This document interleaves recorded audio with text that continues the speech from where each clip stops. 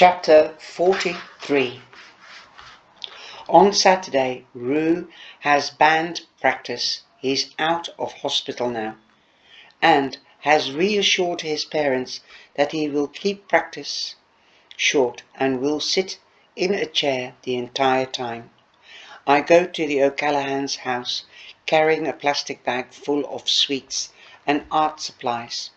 "Hello, Maeve," Mrs. O'Callaghan says at the door, her voice disapproving. "Rory mentioned you might be stopping by." "Yes, hello, Mrs. O'Callaghan," I say politely.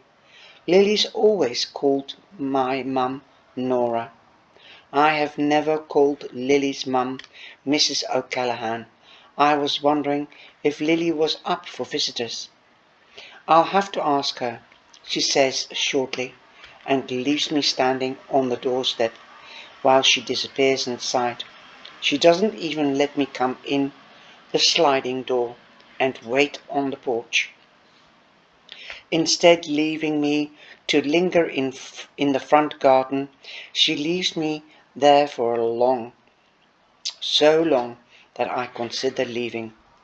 After a while, I'm certain she's forgotten I'm here at all.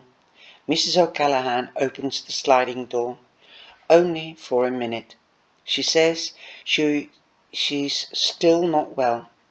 I follow her up the stairs, following the progression of Rue and Lily's childhoods as I go.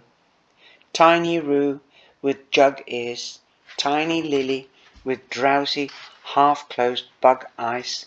A few of these photos were taken by my mum at the back of our garden. There is a framed one of me and Lily jumping over sprinkler. Not very many of either Rue or Lily in recent years. I think parents stop being so interested in taking photos of their children when they stop being children. Mrs. O'Callaghan creaks open Lily's bedroom door. "Go on," she says. "I'll come back in 10 minutes. Lily's room isn't much more than a single bed and a dressing table.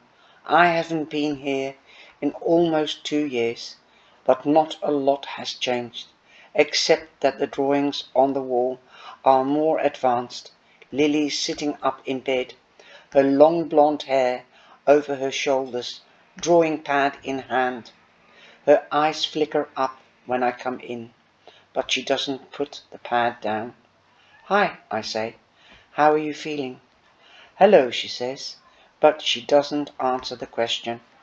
"I brought you some heroes," I say, rattling the plastic bag in my hand. "Thank you," she replies shortly. "How are you feeling?" I repeat, because she hasn't answered. She puts down her pad and takes a long sip of water from the glass next to her. "Why are you here, Maeve Chambers?" I'm startled. Why is Lily referring to me by my full name? "I'm here because I wanted to see how you are, and I wanted to say I'm sorry." "You're sorry?" "Yes." "What for?" "For treating you the way I did, for ditching you, for doing the stupid tarot reading that started this whole mess." I say this last part attentively. I'm still not sure how much Lily even knows about what has happened to her. Was she just knocked unconscious for the past month, in a coma, or does she know everything? She gazes at me for a moment, bored as a boy king. "You don't have to be sorry." "Oh, no, wait," she says, cocking her head.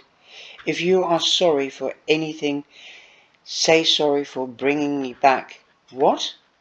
"Yeah, say sorry for ending it all. Say sorry for turning me back into this creature in bed."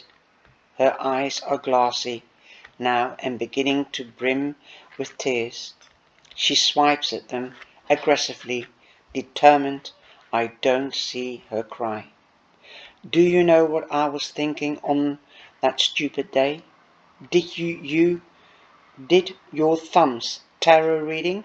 I was thinking a single crystal tear falls down her cheek and onto her sketchbook.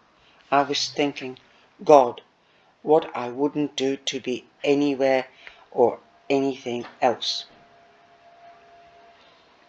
To be away from that school, away from you, away from the whole disgusting business of being human. Something clicks in my head. I wished for you to go away, and you wished to be taken away. Was that what activated the housekeeper? Two twin desires and an enchanted deck of cards to join them? She swipes her face again as more tears fall.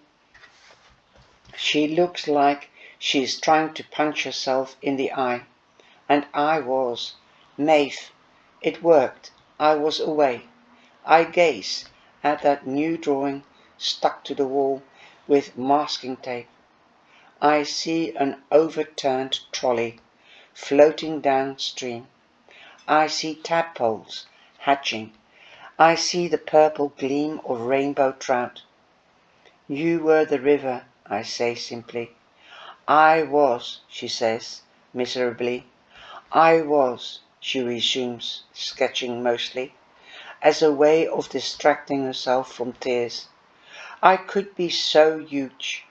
I could be the biggest thing, miles and miles forever, on and on, or so small, just a little stream over a few rocks. She pauses, and her eyes swivel towards me. I saw you, she says fiercely. I saw you once. I'm now replaying all the times I kissed her brother by the riverside. Oh, you had your hands in mine. I winched the cogs, the keys. I cut you, she says slowly. Your blood was in the water. The hair prickles at the back of my neck. She's scaring me now. The housekeeper has clearly left some long shadow within Lily. Some imprint, maybe even possessed her. This isn't Lily. This isn't the girl who would lick books and then scream, laughing. It healed, I responded, and remembered Fiona's hand on my stitches. Yesterday, the skin is sealed now, and red scar that should take weeks to appear. If Lily and Fiona are too changed after the ritual, then what happens to me and to Rue? Is there something lurking in us, too? You can go now, she says. Are you tired? No, I want you to go. Right, okay. I look awkwardly at my plastic bag of corner shop offerings. Do you want me to leave these? She looks at me blankly. I don't fucking care. I race down the stairs, pushing past Lily's mum, so she doesn't see that I'm crying. Maeve, she calls. Maeve, are you all right? I walk as fast as I can down the street, my head down, my nose buried in my scarf. Lily is a monster that doesn't give a crap. I almost died trying to save her, and who would rather live as a body of water than as a human girl? As I get to the end of the street, I see Rue getting off the bus, his guitar on his back. Hey, he calls, a big smile on his face. Thank God you can help me bring this back to my house. I'm not even supposed to be carrying stuff with my injuries. I look at him, my eyes wet.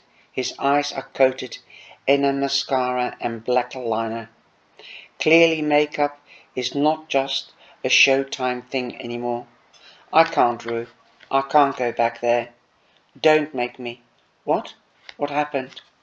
Lily's different, Rue. He sighs. I know, but I guess that's to be expected. We can't really know what she went through. It's hard to emphasize. What if the housekeeper is using her, Rue? I looked into her eyes. And that's not Lily. That's the housekeeper talking. What do you mean? You defeated the housekeeper, Maeve. She's gone. Is she? Though Lily's not even a person anymore. She's just this shell. Why? Why are we saying that? I break off, remembering the fierce, unforgiving look in Lily's used eyes. The way she talked to me. Oh God, Maeve. You weren't there, Rue. You don't know. Sit down, Maeve. I look around. There's nowhere to sit, except for his neighbour's low garden wall. So I perch there. Rue puts his guitar on the pavement, keels down and gives me a long, slow kiss on the mouth. Jesus, I say. He pulls away. What was that for? That was so you don't get mad at me for what I'm about to say next. He takes a deep breath and sits down on the wall next to me. Lily doesn't have to forgive you. What? I don't understand what you did. I understand everything. So does Fiona. But Lily doesn't have to. Lily can hate you as much as Lily wants. But, I say, grappling at this like a rope that's burning the flesh on my hands. What I did for her, I became a witch for her. I stuck a knife into my arm. She didn't see any of it. He shrugs. That means nothing to her. But she knows. I told her. You told her, didn't you? I told her everything. Ev- uh, we are actually, he paused, considering this. We are actually closer now than we've ever been. That doesn't make any sense, I say petulantly. With all due respect, she's not your sister. Only me and Lily know what's between me and Lily, and both of us. He trails off. What? Both of us know what it is to feel like the body you have isn't always the body you want. I promise not to write any bad songs about it. But Lily's always going to be part of my life now. We are not going to make the same mistake again. Shut each other out and just assume the other one is trundling along fine. So that means what? What does that mean? It means that you two and Fiona are going to have to accept that. And as he says it, a strand of light spreads worm-like through my mind, one that, like the night I looked at Fiona and saw the moon shooting through her, is touched with a kind of silver glow. Immediately I am able to recognize that this is a light coming from Rue, and that it is one I can grab and hold onto like a rope ladder dangling from a helicopter before I even have a chance to speak. I realize that the light is a thought, and the thought is his. I hope she loves me enough to try. Maeve, did you hear what I said? I think it's important for Lily to have a group she can immerse in. You know, a group like ours. So you want Lily to hang out with us, but you also think it's fine for her to hate me? I'm just saying that you need to give her time. Can you give it time? Time for her to heal? for you guys to work it out, whatever. Then we can be, I don't know, a foursome. Right, I grumble. Earth, air, fire and water. Earth, air, fire, water, yes. Right. I lean my head on his shoulder and wonder just how easy life would be if I weren't in love with Rue O'Callaghan. But oh God, how boring. And that's the end of chapter 43. Now we're going to the last chapter.